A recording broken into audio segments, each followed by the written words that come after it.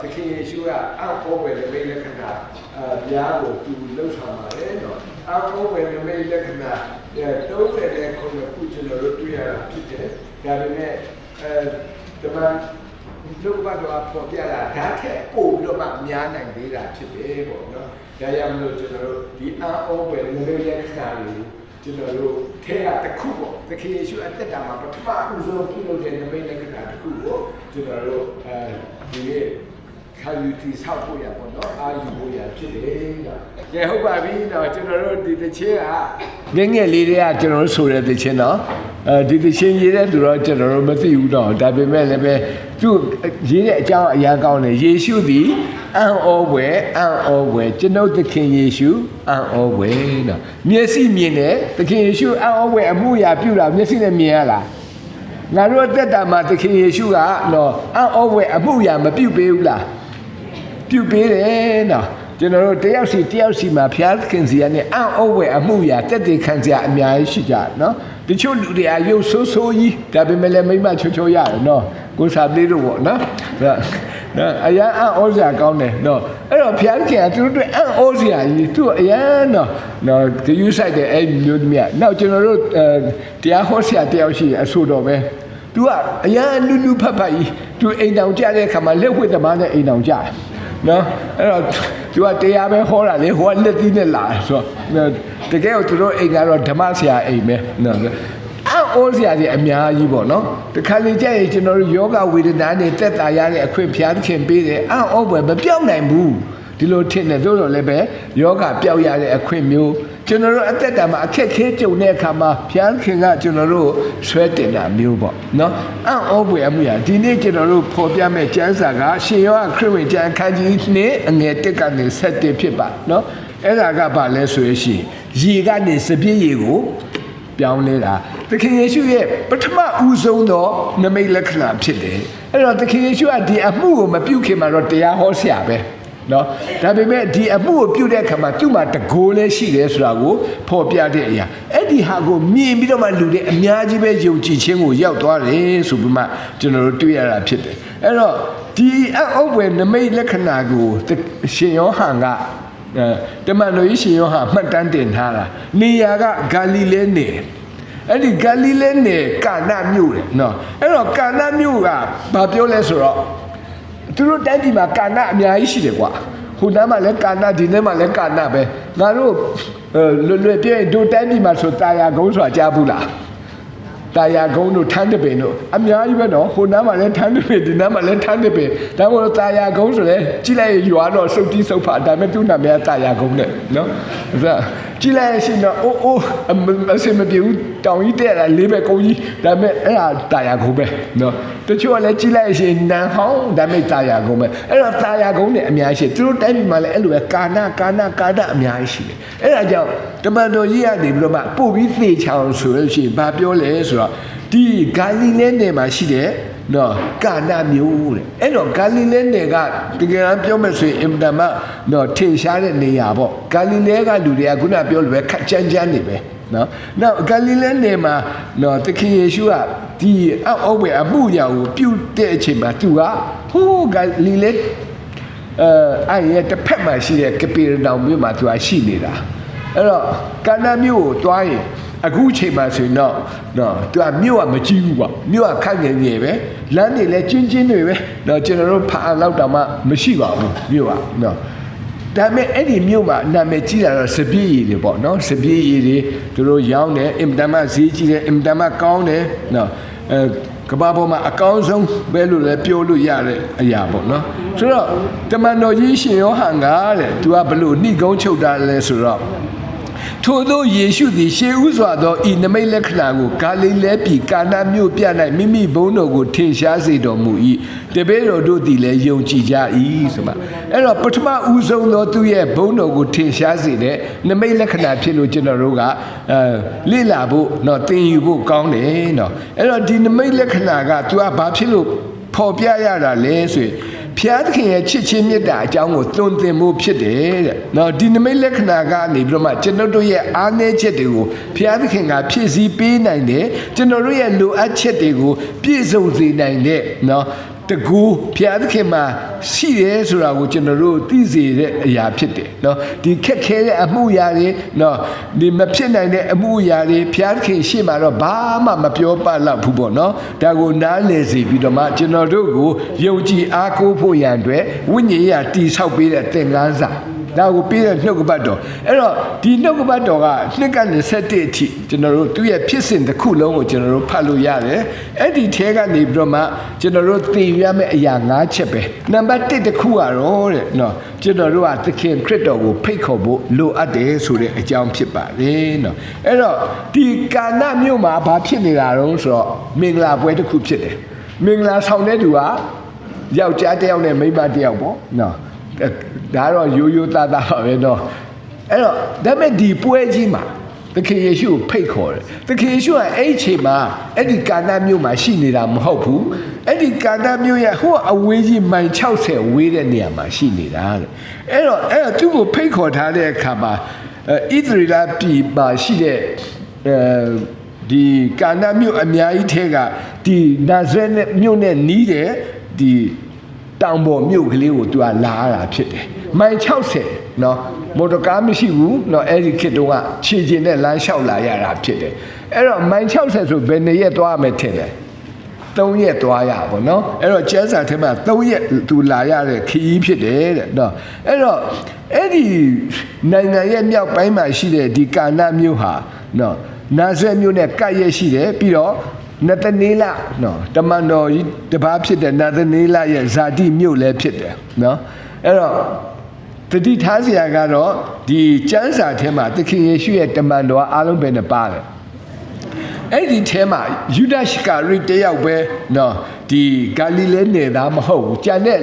လူတွေအားလုံးကဂါလိလဲနယ်သားတွေအဲ့တော့သခင်ယေရှုကဂါလိလဲနယ်သားတွေကိုလည်းဘလောက်အားကိုးလဲဆိုတာကိုကျွန်တော်တွေ့ရတယ်အဲ့တော့ဂါလိလဲနယ်က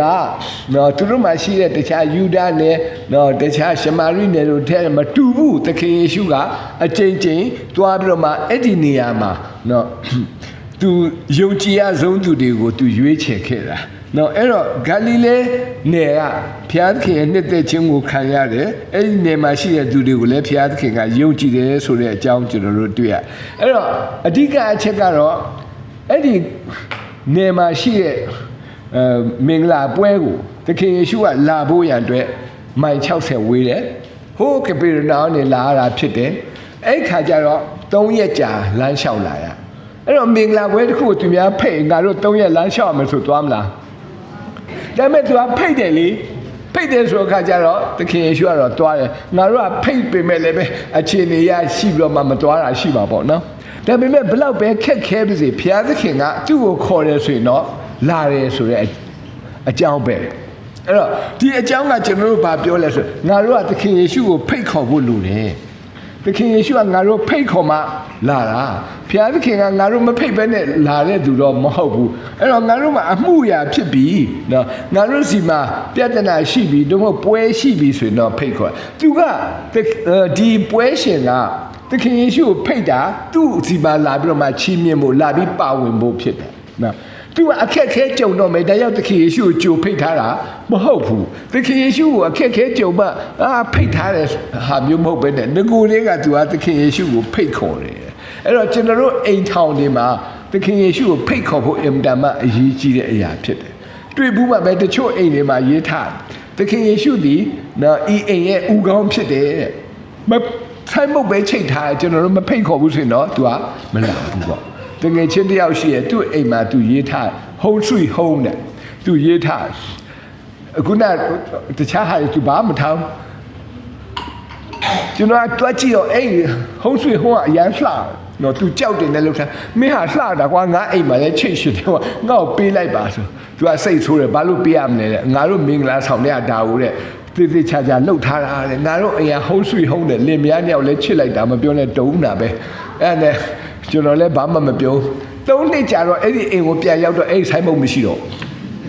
အဲ့နဲ့သူပြမင်းဒီဆိုင်မုတ်ကြက်ပဲရအဲ့ဒီဆိုင်မုတ်ကဘလောက်လှလဲဆိုကျွန်တော်ဆွဲဆောင်တာ3နှစ်ကြာလည်းမမေ့ဘူးအဲ့နဲ့အဲ့ဒီဟုံးဆွေဟုံးကြီးဘယ်ရောက်သွားလဲဆိုဟဲ့ကောင်မင်းအဲ့အလိုချင်အဖိုက်ပုံးနဲ့သွားယူလိုက်တော့တဲ့ အရင်တော့မပေးဘူးနော်အခုအလကားတော့ပေးတယ်အမိုက်ပေါင်းတော့သွားယူရမယ်ဘယ်လိုဖြစ်လို့လဲငါအခုဒီဆိုင်မုတ်ပြန်ပြင်ရေးမှာတဲ့ဘယ်လိုရေးမလဲ home fight home ရေးမှာတဲ့ဘာဖြစ်လဲငါတို့နေ့တိုင်းကြိုက်နေကြတယ်ဟိုကလည်းတရားငါ home fight home လို့ရေးမှာအဲ့တော့အိမ်ထောင်မှာဘာဖြစ်လို့အဲ့လိုမျိုးဖြစ်ရတာလဲဆိုတော့သခင်ယေရှုရှိဖို့လိုတာပေါ့နော်အင်္ဂလိပ်စကားတစ်ခုရှိတယ် no Jesus no peace နော်သခင်ယေရှုမရှိရင်ငြိမ်သက်ခြင်းမရှိဘူးတဲ့ဒါကြောင့်သခင်ယေရှုကိုဖိတ်ခေါ်ဖို့လိုတယ်ဆိုတဲ့အကြောင်းဒီနေရာမှာဖော်ပြတယ်ကဲနောက်နံပါတ်1တစ်ခုနံပါတ်2ကတော့သူကဘာပြောလဲဆိုခရစ်တော်ကိုကျွန်တော်တို့ကတည်ပေးဖို့လိုတာပေါ့ကျွန်တော်တို့ဆုတောင်းတဲ့အခါမှာကျွန်တော်တို့မတောင်းမီကားမေသခင်ယေရှုကသိပြီးသားဖြစ်တယ်ပြောတယ်နော်သခင်ယေရှုကကြိုသိတာတော့ဟုတ်တယ်သူသိရဒါပေမဲ့ကျွန်တော်တို့ကတည်ပေးဖို့unique to talk ဆိုတဲ့စကားလေးတစ်ခုရှိရပါတော့အဲ့တော့ဒီကာနာမြို့မှာမင်္ဂလာဆောင်မှာဧည့်သည်များတယ်ဘာဖြစ်လို့ဧည့်သည်များလဲငါကဖိတ်ထားတဲ့ပြင်ဆင်ထားတဲ့အရာကွက်တိဖြစ်မယ်သို့တော့သခင်ယေရှုကြွလာတဲ့ကြားတဲ့အခါမှာသခင်ယေရှုကအဲ့ဒီခေတ်မှာတော့တကယ်ပဲတော့နာမည်ကျော်ကြားလာပြီနော်သူရဲ့ဟောပြောချက်သူရဲ့တုံသင်ချက်တွေကနော်ကြော်ကြားလာတာပေါ့နော်လူတွေကြားထဲမှာတကယ်အောဘွယ်ကောင်းတဲ့တုံသင်ခြင်းတွေကိုကြားတဲ့အခါမှာသူက celebrity ဖြစ်လာတယ်အဲ့တော့သခင်ယေရှုကြွလာတယ်လို့ကြားတဲ့အခါမှာအဲ့မှာဧည့်သည်အများကြီးလည်းပဲထပ်ပြီးလာနိုင်တာပေါ့အဲ့ခါကျတော့ထိမှတ်မထားတဲ့လူဦးရေထဲပို့ပြီးရောက်လာပုံရအဲ့မှာစပြည့်ရအခန့်စရာမရှိသူတို့တိုင်းပြည်မှာတော့စပြည့်ရကတကယ်အခန့်တဲ့အခါမှာအရေးကြီးတဲ့အရာပဲအဲ့တော့စပြည့်ရမပါဘဲနဲ့မင်္ဂလာပွဲမဖြစ်ဘူးတော့ကျွန်တော်တို့တိုင်းပြည်မှာတော့လက်ဖက်ရည်တိုက်တာပေါ့နော်ဧည့်သည်လာဆိုလက်ဖက်ရည်တိုက်တာလက်ဖက်ရည်ကတော့တိုက်ရတာသို့တော့သူတို့စီမှာတော့စပြည့်ရကအဓိကအခန့်တဲ့အရာဖြစ်တယ်အဲ့တော့ဒီဥစ္စာကြီးကစပြည့်ရမရှိတော့ဘူးဆိုရင်ပြတ်သွားပြီဆိုရင်လာတဲ့လူကတောက်เสียမရှိအဲ့ခါကျတော့အဆက်ကွဲเสียပေါ့ဖြစ်တော့အိမ်တော်မှာအခက်ခဲပထမဦးဆုံးအဲ့ဒီပွဲကိုကြီးကြပ်တဲ့လူကမေတော်မာရိဖြစ်တယ်အဲ့တော့မေတော်မာရိကလည်းပဲဒီအခက်ခဲကနေလွတ်မြောက်ဖို့နီးလန်းရှာခုနပြောလို့ကာနာမြို့ကြီးမဟုတ်မြို့သေးသေးပဲစပြည့်ဆိုင်လည်းအများကြီးရှိတာမဟုတ်အခုထိတိုင်အောင်လည်းမြို့သေးသေးလေးပဲဖြစ်တယ်ဆိုတော့အခုလူတွေအများကြီးရောက်လာပြီးမှကြိုလောက်ထားတဲ့စပြည့်မရှိသူများစပြည့်သွားဝင်မယ်ဆိုရင်လည်းပဲလုံးဝမလွယ်ကူတဲ့နေရာပဲရွာပဲနော်ဒီလိုမျိုးပဲအခက်ခဲဖြစ်တာပေါ့နော်အဲ့ခါကျတော့ဒီပွဲကိုစီစဉ်ပြီးတော့မှနော်ဒီပွဲကိုနော်ဥဆောင်ပေးရတဲ့မေတော်ကနော်ပြဿနာဖြစ်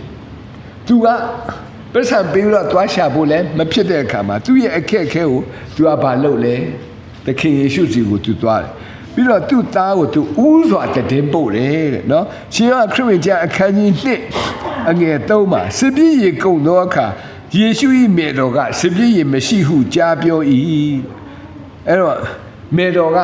ဒီလိုအပ်ချက်ကိုနော်သခင်ယေရှုပြောပြလိုက်တာမင်္ဂလာပွဲမှာအရန်အရေးကြီးတဲ့စပြည့်ရေကုန်သွားပြီနော်စပြည့်ရေမရှိတော့ဘူးသွားပြောတယ်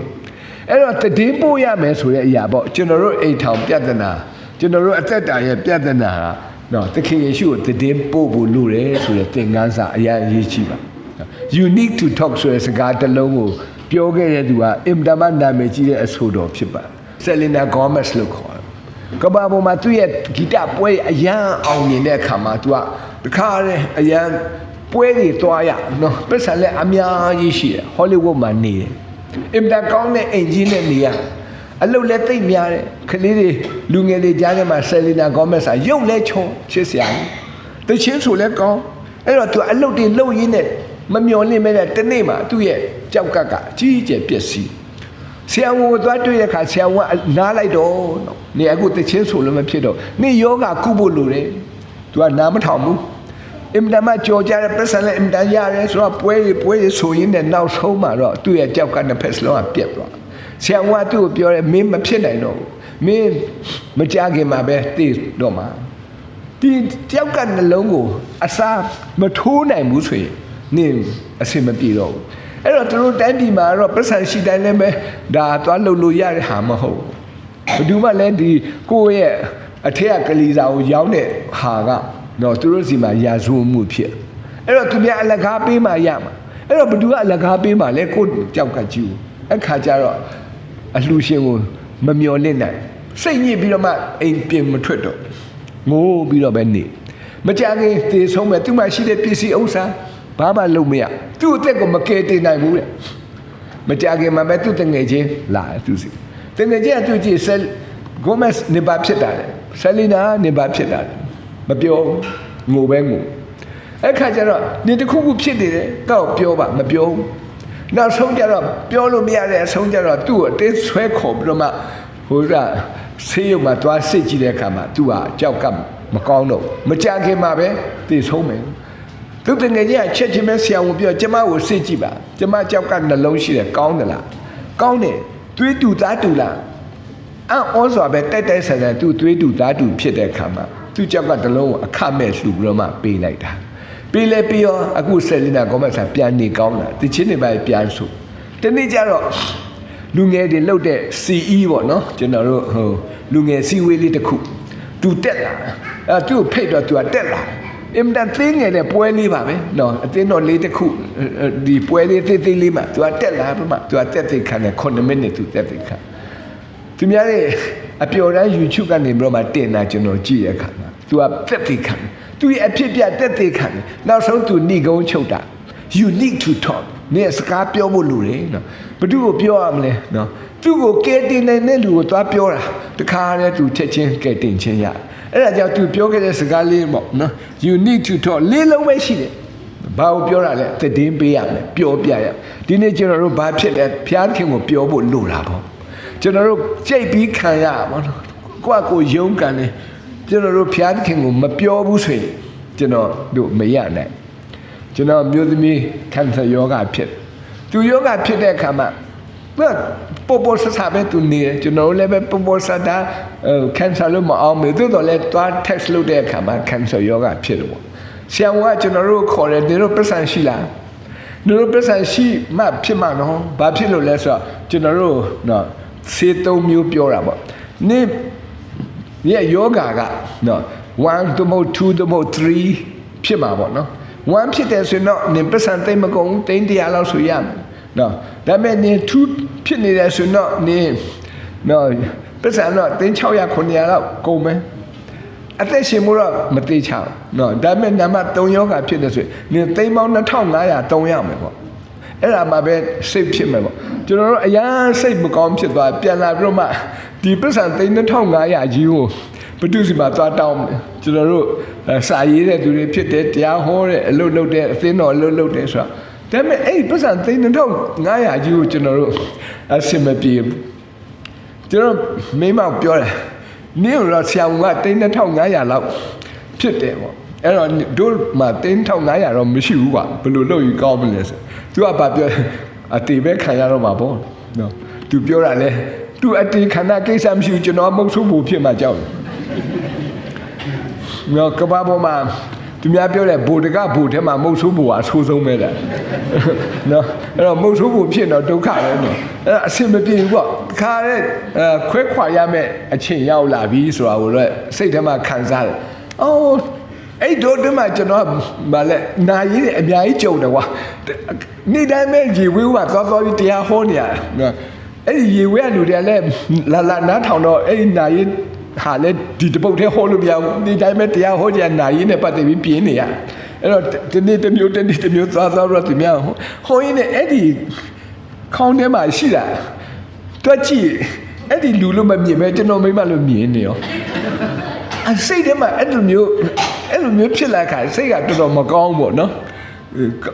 ကောင်းကြီးဖြစ်စေဆိုးသည်ဖြစ်စေနှစ်ပေါင်းများစွာအတူတူနေလာခွဲခွာမယ်ဆိုတော်တော်လေးဝမ်းနည်းစရာကောင်းတယ်နော်အဲ့ဒါနဲ့ကျွန်တော်တို့ဘု து ကိုပြောမလဲပေါ့ဒီကျမ်းစာကိုဖတ်တဲ့အခါမှာ you need to talk ပေါ့ကျွန်တော်တို့ဖျားခင်ကိုပြောတယ်အသင်းတော်ကိုမရှက်ဘူးပေါ့ပြောတာပေါ့အသင်းတော်ကလည်းပဲနော်ဆူတောင်းပေးပါတယ်တခြားသူတွေကိုလည်းကြုံတဲ့သူအားလုံးပြောတယ်ဆူတောင်းပေးစမ်းပါကျွန်တော်ထင်တယ်10ယောက်ပြောရင်9ယောက်တော့ဆူတောင်းတာပေါ့နော်ကျန်တဲ့9ယောက်တော့သူလည်းမေ့သွားမှာပေါ့အဲ့တော့ဆူတောင်းပေးကြတယ်အရန်အံ့ဩစရာကောင်းတယ်ကျွန်တော်တို့ first တခါစစ်တဲ့အခါမှာဒီ number 3ပေါ့နော်ခင်ဗျားဒီဆင်းထဲမှာမရရင်မဖြစ်ဘူးပေါ့နောက်တစ်ခါပြန်စစ်တဲ့အခါမဟုတ်ဘူးတဲ့ခင်ဗျားတို့ဝမ်းသာစရာပဲတဲ့သိန်း1000လောက်2000လောက်တက်တာသွားပြီတဲ့ခင်ဗျားတို့သိန်း900လောက်ပဲကုန်သူတက်တာလည်းဝမ်းသာစရာသိမကောင်းနော်သိန်းမိမလည်းကြည့်လိုက်တဲ့အခါမလေးသိန်း900မကတော့တန်ပါလေဒါပေမဲ့သူ့ကိုရွေးဖို့မလွယ်အဲ့ဒါနဲ့ဆူတောင်းရင်းနဲ့နောက်ဆုံးကြတော့ဟိုးတဲ့သူတို့ဥစ္စာမှားသွားလို့တဲ့ခင်ဗျားတို့ကတဲ့အဲ့လောက်ဥစ္စာမကုန်ဘူးဆိုတော့နည်းနည်းတက်တာပါတော့ နောက်ဆုံးတော့ဗာတွေ့ရလဲဆိုဝိုင်းဆူတောင်းပေးတာမဆူတောင်းပေးကျွန်တော်လည်းတောင်းတအောင်ဖြစ်တော့မလားမိမရချင်တာတဲ့တော့တကယ်ခက်ခဲတဲ့အခြေအနေကြီးပေါ့စဉ်းစားကြည့်ဒီလောက်ပတ်စံမြင်တော့မမြင်ဘူးပေါ့ဟိုဘာမှတော့မြင်ဘူးတာပေါ့ကိုဟာမဟုတ်နော်အဲ့လိုမျိုးပေါ့ဆိုတဲ့ခါကျတော့ဘာပြောချင်လဲဆိုတော့you need to talk တကယ်ပဲကျွန်တော်တို့ဆူတောင်းမှုလို့ရတယ်ကျွန်တော်တို့လည်းသက်သေခံရတဲ့ခွင့်ဖျားပေးနံပါတ်3ကတော့ယုံကြည်စွာအနှံဖို့ပေါ့နော်ယုံကြည်စွာအနှံဖို့သခင်ယေရှုထံသို့တဲ့မေတော်မာရိချင်းကပ်လာတဲ့အခါမှာကြီးမားတဲ့ယုံကြည်ချက်တစ်ခုပဲပါလာတယ်တော့ဘာမှမပါဘူးသူမှယုံကြည်ခြင်းတစ်ခုပဲပါလာတယ်အဲ့ဒီယုံကြည်ချက်ကသခင်ယေရှုကကူညီနိုင်တဲ့သူဖြစ်တယ်ကူညီပေးမယ်လို့သူမျှော်လင့်တာနော်အဲ့ဒီအတွက်ကြောင့်မလို့သူကလုံးဝယုံကြည်အားကိုးပြီးတော့မှသခင်ယေရှုထံကိုသူကလာခဲ့တာဖြစ်တယ်တဲ့နော်အဲ့တော့ဒီနေရာမှာတော့ရှင်ယောဟန်ခရစ်ဝင်ကျမ်းခန်းကြီးနော်2:4-5မှာယေရှုကလည်းအချင်းမိမ့်မှသင်သည်အဘယ်သို့ငါနဲ့ဆိုင်သည်နည်းတဲ့ငါအချိန်မရောက်သေးဘူးဆိုတော့မိန့်တော်မူတယ်မေတော်ကသူစေခိုင်းသမျှကိုပြုကြလောဆိုအစေခံတယ်ကိုပြောတယ်တဲ့နော်မာရိရဲ့ယုံကြည်ခြင်းကိုစစ်ဆေးတာကိုကျွန်တော်တို့တွေ့ရတယ်လိုအပ်တဲ့စပြည့်ရည်အတွက်နော်ဘာတခုမှမပြောဆိုပဲသူနဲ့မဆိုင်တဲ့အကြောင်းသူပြောတယ်သင်ဒီငါနဲ့ဘယ်လိုဆိုင်တယ်နည်းနော်သားကအမေကိုပြောတဲ့စကားနော်နည်းနည်းတော့ရင့်သီးတယ်ဒီခါကျတော့ကျွန်တော်တို့တော်တော်လေးပဲနော်နားလည်ဖို့ခက်တယ်သို့တော်လည်းပဲနော်သူကဘာပြောလဲဆိုရင်သူ့ရဲ့အချိန်မြောက်သေးဘူးဖျားခင်လှုပ်မဲ့အချိန်တော့ရောက်လာလိမ့်မယ်နော်ဒါကြောင့်မလို့ကျွန်တော်တို့ဖျားခင်ဘယ်အချိန်မှာအလုပ်မလဲဆိုတာကိုကျွန်တော်တို့ကစောင့်ဆိုင်ဖို့လဲလိုပါတယ် you need to wait ပေါ့နော်ကျွန်တော်တို့လဲစောင့်ဆိုင်ဖို့လိုအပ်ပါတယ်နော်တခါကျတော့ကျွန်တော်တို့မြက်ဆန်ပဲရချင်တယ်ကျွန်တော်မလေးရှားမှာရှိတဲ့ရှာလေးဆိုတဲ့အမိတ်ဆွေတယောက်ရှိတယ်သူကဆူတောင်းရင်ဖျားခင်အခုချက်ချင်းပေးနော်နောက်ဒီနေ့တော့ဖျားခင်သူ့မပေးသူဖျားခင်ဟိုတနေ့ကပြောတာမေ့လိုက်တော့တယ်သူကပဲအပေါ်စီရနော်အဲ့တော့ဘုရားခင်သူ့မလုပ်ပေးတဲ့တရားဘုရားခင်အဲ့ဒါမေ့လိုက်တော့တယ်3ရက်လောက်နေကြတော့သူခလုတ်တိုက်လဲတော့ဒူကောင်းကြီးကျိုးသွားဆိုတော့ကျွန်တော်တို့ကနော် you need to work စောင့်ဖို့လည်းပဲအင်တာမလိုတယ်အဲ့ချိန်မှာဘုရားခင်ကအလုပ်လုပ်တယ်သူ့ရဲ့အချိန်ကြတဲ့အခါမှာအလုပ်လုပ်တယ်ဆိုတော့တွေ့ရတယ်နံပါတ်4ကတော့ခရစ်တော်၏နှုတ်ကပတ်တော်ကိုနာခံဖို့ရန်လိုတယ်တော့ဘုရားခင်ရဲ့စကားကိုနာခံဖို့သခင်ယေရှုကလည်းအစေခံသူများကိုကြောက်စီအိုး water ဖောက်တယ်နော်6လုံးရေအပြည့်ထက်ခိုင်းအဲ့တော့သူတို့တိုင်းပြည်မှာတန့်ရှင်းမှုပေါ့နော်ဒီလိုအဝရောက်လာရင်ကြောက်စီအိုးတွေထားအဲ့ဒီအိုးတွေကရေတွေထက်ထားအဲ့ဒါခြေထောက်ဆေးဖို့ပေါ့အဲ့တော့ရောက်လာတဲ့အခါမှာခြေထောက်ဆေးတာပဲအဲ့တော့ခြေထောက်ပေးမပေးသူထုံးစံဆိုတော့သူ့အိမ်သွားမယ်ဆိုတာဆေးရတာပဲကျွန်တော်တို့သွားတဲ့အခါမှာလည်းမိတ်ဆွေတယောက်အိမ်ကိုဝင်သွားတဲ့အခါသူကဆေးမဟုတ်ဘူးငါဖက်နဲ့စီးထားတဲ့စကားမများနဲ့ဆေးဆိုဆေးရမဆေးသူ့အိမ်ထဲမှာဝင်ရအဲ့တော့သူကအဲ့ဟာရှိတယ်အဲ့ဒီသခင်ယေရှုလက်ထက်တုန်းကဒီကာနာမြို့မှာရှိတဲ့ကြောက်စီဟိုက6လုံးကတကယ်ပဲဒန္တာကြီးမဟုတ်ပုံပြင်းမဟုတ်ဘူးအခုသွားကြည့်မယ်ဆိုကာနာမြို့မှာရှိတဲ့ပြတိုက်မှာအဲ့ဒီအိုး6လုံးကိုလှုပ်ထားနော်အမြင့်တော့ဒလလောက်ရှိတာပေါ့နော်သူကတကယ်အိုးပဲဒီအခြေကတော့လက်တစ်ဖက်လောက်ပေါ့အဲ့လိုအိုးရှိကြီး6လုံးတလုံးကတော့ဘယ်သူလဲဆော်လဲမသိကွဲသွားနားလုံးကတော့အကောင်းကြီးသူတို့ပြထားတာအဲ့တော့အဲ့ဒီထဲကိုသူကရေထက်ခိုင်းအဲ့တော့ဒီအိုးကခြေထောက်ဆေးတဲ့အိုးပဲနော်အဲ့တော့ကောင်းတဲ့ရေတော့မဟုတ်ဘူးပေါ့နော်အဲ့တော့ဟိုစစ်ဆေးပြီးတော့ထည့်တာမျိုးလည်းမဟုတ်ပေါ့ကျွန်တော်တို့ကတော့ကြီးများပေါ့အဲ့ရေစစ်ထည့်အောင်ပါလို့ပြောပါသို့တော်လည်းပဲသခင်ယေရှုပြောတဲ့အတိုင်းသူတို့ကယုံကြည်စွာနဲ့သူတို့ကထည့်တယ်တဲ့နော်အဲ့ဒီနေရာမှာအဲ့တော့သခင်ယေရှုရဲ့စကားကိုသူတို့နားထောင်တယ်ဆိုတဲ့အကြောင်းပေါ့နော်ဒီနေရာမှာအဝယ်နမိတ်လက္ခဏာဖြစ်လာဖို့က you need to obey ပေါ့ကျွန်တော်တို့ကနာခံဖို့ရအင်မတန်မှလိုတယ်ဆိုတဲ့အကြောင်းဖော်ပြတာဖြစ်တယ်အဲ့တော့ရှင်ယောဟန်ခရစ်ယာန်အခန်းကြီး2:6နဲ့8မှာယူဒဘာသာအလျောက်စင်ကြယ်ခြင်းအလုံးကဤရထိုရ၌တဲ့2တင်း3တင်းခန့်ဝင်သောကြောက်စီအို6လုံးထားလျက်ရှိယေရှုကလည်းဤရေအိုးကိုရေဖြစ်ကြဟုအစေခံတို့အားမိန့်တော်မူလင်းတဲ့သူတို့သည်ရှံမတတ်ဖြစ်ကြ၏ယခုခတ်၍ပွဲဥထံသို့သွင်းတော်ဟုမိန့်တော်မူတဲ့တိုင်းသွားကြ၏ဆိုတတ်ရှင်းခြင်းကလည်းခုနပြောတာအဲ့တော့ဆေးကြောဖို့ထားရတဲ့နေရာမှာရေထည့်ပါဆိုအစေခံတယ်လဲစေတနာနဲ့သခင်ယေရှုစကားကိုဘယ်လောက်တောင်ပူပူသားသားနားထောင်လဲဆိုအပြည့်တောင်မကောက်ရှောင်ဖြစ်ပလိုက်တာတဲ့ဖြစ်ပလိုက်ပြီးတဲ့အခါမှာအခုပဲခတ်ပြီးတော့မှပွဲဥထံသွားလို့ပြောလိုက်တယ် အဲ့ဒါကိုလည်းခတ်ပြီးတော့သွားပို့တာပဲဒါတက်ရှင်းဖို့နော်ခုနပြောမယ်ဆိုခြေတော်ဆေးဖို့ထားတဲ့ရည်ပဲဒါခတ်ပြီးတော့မှပွဲဥထာပို့လဲပို့လိုက်ရောနော်အဲ့မှာအောပွဲနမိတ်လက္ခဏာဖြစ်တယ်ဒါကြောင့်မလို့တတိယတစ်ချက်ကစတုတ္ထတစ်ချက်ကကျွန်တော်တို့ကနာခံဖို့ you need to obey လို့ဆိုတဲ့စကားဖြစ်ပါတယ်နော်အဲ့တော့နာခံမှုမရှိတဲ့အခါမှာတခင်ယေရှုရဲ့စိတ်တော်နဲ့မတွေ့ဘူးအောပွဲနမိတ်လက္ခဏာမဖြစ်လာဘူးနော်ကိုတော်ကတခါတော့ကမိန့်တော်မူတယ်တဲ့ငါစကားကိုနားမထောင်ပဲလေငါကိုသခင်ဟုအဘေကြောင့်ခေါ်သည်နီးတဲ့ရှင်လုကာခရစ်ဝင်ကျမ်းခန်းကြီး6ငယ်46မှာကဲနောက်ဆုံးကတော့နံပါတ်5သူ့ရဲ့အဖြေပေါ့နော်အဲ့တော့ခရစ်တော်ရဲ့စပြည့်ရည်ပေါ့နော်ခရစ်တော်ရဲ့စပြည့်ရည်ကအနိုင်မဲ့ဖြစ်တယ်အကောင်းဆုံးပဲဆိုတဲ့အကြောင်းဖြစ်ပါတယ်အဲ့တော့ကာနာမြို့ကမင်္ဂလာပွဲမှာအဲ့ဒီပြိဿတ်တွေကစပြည့်ရည်ပဲနှမျိုးတောက်ရလဲ2မျိုးတောက်ရပထမပိုင်းမှာတော့လူလုတ်တဲ့စပြည့်ရည်ဖြစ်တယ်ဒုတိယဘိုင်းမှာတော့ဖျားကလုတ်တဲ့စပြည့်ရည်ဖြစ်တယ်အရသာရင်တူလားမတူဘူးနော်သခင်ယေရှုရဲ့တကူတော်ကိုအောပွဲဖတ်စင်းတဲ့စပြည့်ရည်ဖြစ်တယ်နမိတ်လက္ခဏာအားဖြင့်နော်ရေဘဖြစ်လာသောစပြည့်ရည်ကတာလို့ပြီးတော့မှကောင်းမှုတဲ့အရသာတဲ့နော်ပွဲဥက္ကဋ္ဌမှာအောသွားတယ်အဲ့တော့ရှင်ယောခရစ်ကျမ်းခန်းကြီး1ငယ်9:10မှာပွဲဥသည်တဲ့စပြည့်ရည်ဖြစ်စေသောရေကိုမြည်ဆ၍ထိုရေကိုခတ်သောအစေကံတို့သည်စပြည့်ရည်ကိုအဘယ်မှာရသည်ကိုသိတော်လဲပွဲဥမသိသောကြောင့်တဲ့မင်္ဂလာဆောင်လူလင်အားအတန်ကိုလွှတ်၍အခြားသောသူမြည်သည်ကရှေးဥစွာကောင်းသောစပြည့်ကိုထည့်လိရှိသေးမှုကကောင်းသောစပြည့်ရည်ကိုယခုတိုင်အောင်သို့ထားသည်တဲ့ဒီလိုပြောတယ်အဲ့တော့အခက်ခဲအကြတဲများနဲ့ကြုံကြတာကဓမ္မတာပဲဖြစ်ပါတယ်တော့အထူးဆန်းတော့မဟုတ်ပါဘူးနော်လူတိုင်းရင်ဆိုင်ရတယ်ဖြည့်ရှင်းရတယ်